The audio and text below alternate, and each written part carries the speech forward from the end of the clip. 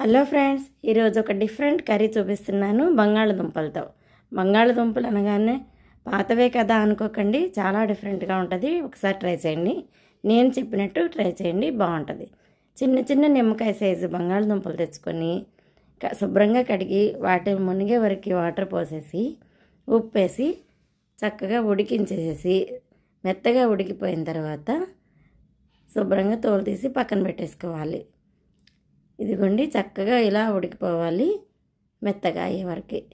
ఒకసారి స్పూన్తో చెక్ చేసుకోండి. ఉడికిపోయిన తర్వాత తోలు తీసేసి ఇలా పక్కకి పెట్టేసిన తర్వాత ఇలా రెడీ చేసుకొని పక్కకి పెట్టేసుకునే లోపు 2 ఉల్లిపాయ ముక్కలు కూడా కట్ చేసుకొని పెట్టుకోండి.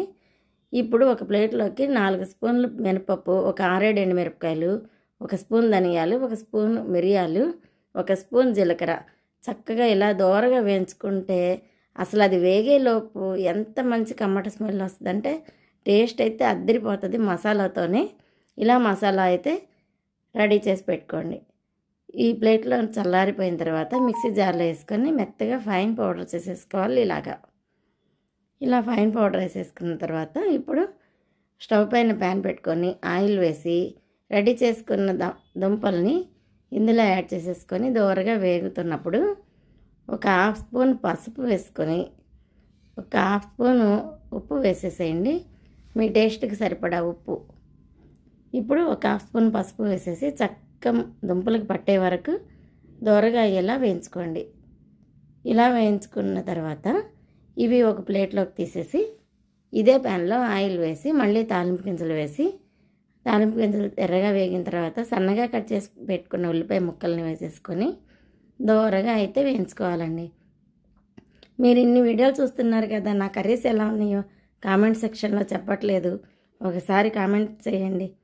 ఇలా కరివేపాకు కూడా వేసేసుకొని దోరగా వేగిపోయిన తర్వాత దుంపల్ని యాడ్ చేసేసుకోవాలి. చక్కగా ఇవి కూడా దోరగా వేగుతున్నప్పుడు మనం రెడీ చేసి పెట్టుకున్న మసాలాని ఈ దుంపలకు పట్టించడం అండి. చాలా ఈజీగా సింపుల్గా ఎప్పుడు చేసే దుంపల కర్రీ ఇలా కాకుండా ఇలా వెరైటీగా పిల్లలకు చేసి పెట్టండి, చాలా ఇష్టంగా తింటారు. అద్దరిపోయే టేస్ట్ అయితే ఉంటుంది.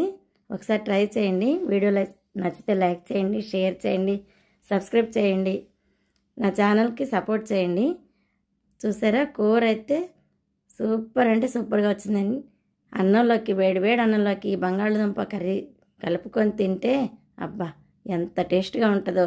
ఒకసారి ట్రై చేయండి. బాయ్.